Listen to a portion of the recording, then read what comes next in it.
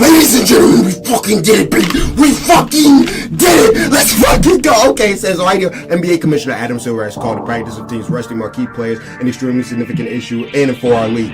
In a memo sent to team owners Monday and obtained by ESPN, and the members symbol paying teams that the issue will be a prime topic of discussion in the next Board of Governors meeting in April 6th. Bada bada bing. We don't need to read the rest. Fuck you mean. That basically means that fuck you mean. He saw the video. No, I don't know if it means he saw the video, but it means that he knows it's a big fucking problem. So that means that it's going to get fixed in the future. Thank you. Or at least it won't happen as much in the future. Because for real, bro, spending all of this money on tickets and then not seeing your favorite player play is like, bro, what the fuck? Like, there has to be some way that we can, like, fix that. You know what I mean? And then here's another thing that I saw. Where is it? Right here. James Harden said, Mike D'Antoni knows not to come at me with that shit. I'm a hooper and I just want to hoop. I'll rest when I'm done. So that's basically sort of like what I was saying yesterday when I was like, even though LeBron said that his coach told him to sit down, that doesn't mean that LeBron didn't hit, that he didn't want to play. You know what I'm saying? He didn't put up any fight. Because you telling me if James Harden can tell his coach, don't tell me to sit, I'm playing every game, you think that LeBron can't tell his coach the same thing? Tyronn Lue?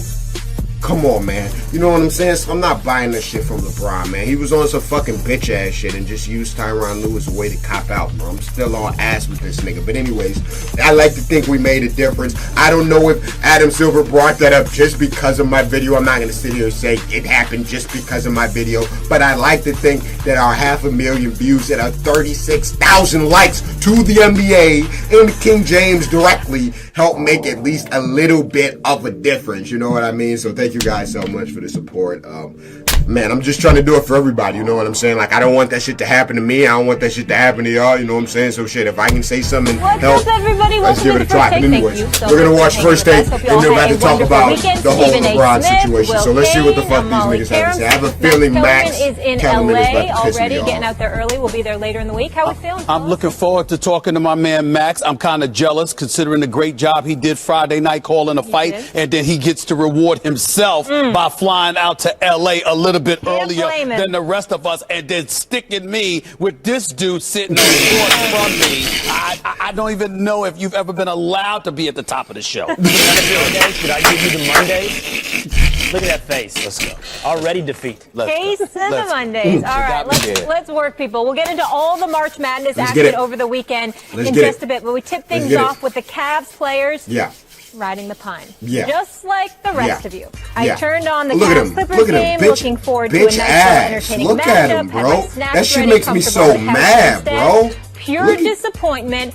Again, Cleveland rested LeBron James, Kyrie Irving, and Kevin Love during a 108-78 loss to Los Angeles in primetime. Here is LeBron on what the league can't do. You know, it sucks, you know, that at times where, you know, certain guys have to rest, but you know, certain guys need rest, you know, and it's a long, extraneous season. And the NBA does a great job of putting the schedule together as best as they can. You're going to have back-to-backs. You're going to have, you know, certain games where certain things fall on certain nights. But, you know, coach's job is to figure out a way that their team can compete for a championship, not compete for a game. Now, keep in mind, he left out the part where he said he wanted to play, but Ty Lue told him not to. Green and Andre Iguodala, only their four best healthy players. When we were all clamoring to see how Golden State would match up against the Spurs, that was also on a Saturday night. So LeBron says the league can't do anything, Stephen A. Your reaction? He's probably right. The league can't do anything, but the players can do something about it, and the fans can certainly do something about it. I mean, it gets to a point where you're just sitting there saying, excuse me, you don't want the networks to suffer because you know that the networks want the players to play. It's not their fault. But if you're not watching the games and you're not coming to the games, or you're asking for your money back, okay, then all of a sudden the players are going to have to stand up, take notice, and recognize the fact that there's just a dereliction of duty on their part. There's no question about it, because you're not advertising before you sell these tickets to the fans that my starting lineup is going to be for a nationally televised Will you fucking preach? On Will you preach? It's going to be Tristan Thompson, J.R. Smith, Channing Frye, Deron Williams, and you feel me? Let a nigga. You feel me? You feel me? The fact that the players like LeBron James are echoing what they're echoing, but we all need to understand reason why. You're echoing it because you're getting paid mega dollars. The dollars are guaranteed. You don't have to worry about your income being compromised. Now, we have to remember that even though I'm a Johnny-come-lately because I've only been covering the NBA for the last 20 years, there was a time before that when the NBA was on tape delay. There was a time when the average league salary wasn't over $9 million. I'm sorry, over $5 million per year, projected to be almost $9 million a year. There was a time when you weren't getting $100 million contracts. There was a time when the dollars weren't guaranteed. Players played then. So when I think about Karl Malone saying 10-year veterans should be the only ones that should get rest, anybody else, get out there and put yourself to work. That resonates with me. I also am sensitive to what Doc Rivers said in terms of making sure that the NBA says, okay, maybe if we got a nationally televised game, we shouldn't have a game the night before. We shouldn't have a game the night after. I agree with that. But at the end of the day, I'm a close nationally televised game, and LeBron's bitch ass is sitting out. They can get away with it because their dollars are guaranteed. They're not compromised, and they know that no matter what, they're Hollywood. Going to get paid. If LeBron doesn't give a fuck, the case, we would not be hearing this from them. That's what resonates with me, which is what makes me sick about it. The TV money is obviously huge, but you can't have the tail wagging the dog. During the season, these players and coaches are rightfully worried about and interested in winning the championship.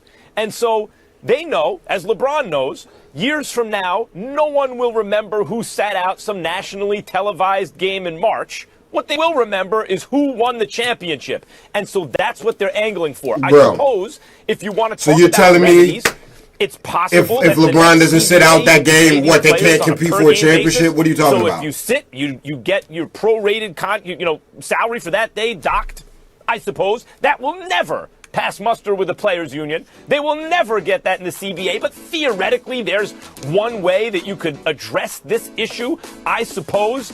Otherwise, this is a great league. It's enjoyed enormous success and enormous growth worldwide because basketball is the greatest team sport there is, because these are the greatest athletes in the world. It's an amazing product. It is imperfect. You are always looking to make it more perfect, of course, but it will never be perfect, and I fail to see how realistically this is going to be addressed when the players have drunk the same Kool-Aid the fans has. It's all about winning championships, right? And so if Kyrie Irving, well then if that's the case, then fucking no one get any tickets unless the playoff games. How about that? Just no one go to fucking regular season games then. How about that, Max? How about we just don't go to any fucking regular season games? Fuck you talking about, bro? Obviously his performance is more critical than anyone in the NBA in terms of who wins a championship. Then I'll tell you that you may just have to live with this. This may be something that people have to live with. No. This is not something people have to live with. Right, Max, shut your bitch ass up. Live with it. They won't. It won't be theoretical if it plays out this way. First of all, your view that no one will remember this is as though sports is only consumed through the product of an almanac or sports bar debates that look back 5 and 10 year periods. I think Will K's about to talk that shit. Let's go. Television executives will remember it. They will remember it the next time they sign up for an NBA rights deal. And if the players don't care now, I'll tell you when they do care. They care in the middle of the offseason when they sign these $20, $30 million deals. The kind of deals that make Mike Conley one of the highest paid players in the NBA. The complete money flowing into the NBA because of TV rights is now being taken for granted by the players. In my humble opinion, this is a complete and utter disdain for the fans, and it won't last. This is a poison apple in the Garden of Eden. If this keeps up, here's the thing. This business, the NBA, is doing wonderfully. Players are getting paid, people are watching the playoffs, but there's a little problem there in the core and the center of it. And it's the idea that, Stephen A., you've said several times, that the NBA's regular season is meaningless. It's either predictable or the games simply don't have too big of an impact. And now the players and the GMs and the coaches are validating that belief. They're telling us they don't mean anything. And now, he's talking that primetime games, Saturday night primetime games with marquee players and marquee teams are not showing up. You keep this up, and I'll tell you when people remember 3-5 years from now when they stop tuning in and they say, well, fine, we'll just watch the playoffs. Thank you. We'll just go to playoff games. We'll just go to playoff games. Fans, fuck you mean?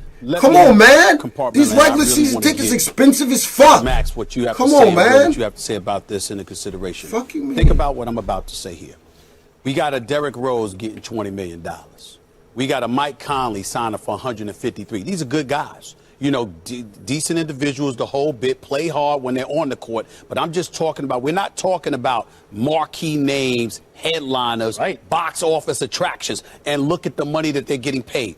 It's bad to use LeBron as an example, but I'm going to use LeBron as an example because he's the one that opened his mouth about this, obviously, after being asked questions. LeBron James is getting paid $30.9 million this year. I am here to tell you he's worth 10 times more than that. Consider it. You're absolutely right. He's worth every penny. But that doesn't mean he shouldn't be docked a game's pay when he elects to sit out. Maybe if you are the NBA, this isn't Major League Baseball.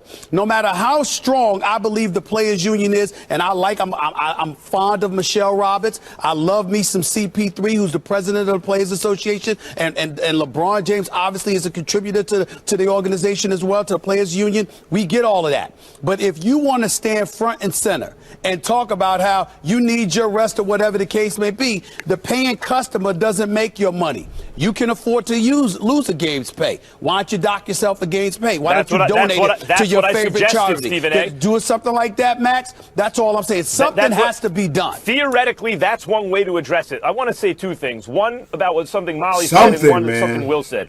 One, the integrity of the game. Although I don't think that's going to stop LeBron bitch ass from shit. LeBron doesn't give a fuck about missing a game's pay. Business interests mid-season ahead of competitive interests, and that's what we're talking about here. Put the business interests of TV contracts, etc., ahead of the competitive interest of winning a championship. Max, you're acting like sitting out a few games. You're acting like sitting out a few games mean you can't compete for like shut the fuck up, bro. You act like if LeBron hadn't sat out all of these games this year, they wouldn't be able to compete for a championship. It could be a million different things. That doesn't make it right. Well, but when you talk about integrity of the game, coaches and players should make competitive decisions absent business interests. Otherwise, if you introduce business interests into competitive decisions, and that's where you lose me. That's where you lose me. I can't listen to somebody like you who's all about business literally sit on national television and talk about forgetting the business interest because it's all about competitive interest. When you hold on. On his ass. Hold on, bitch. Hold on. When you end up sitting out games, no one says anything because you did your job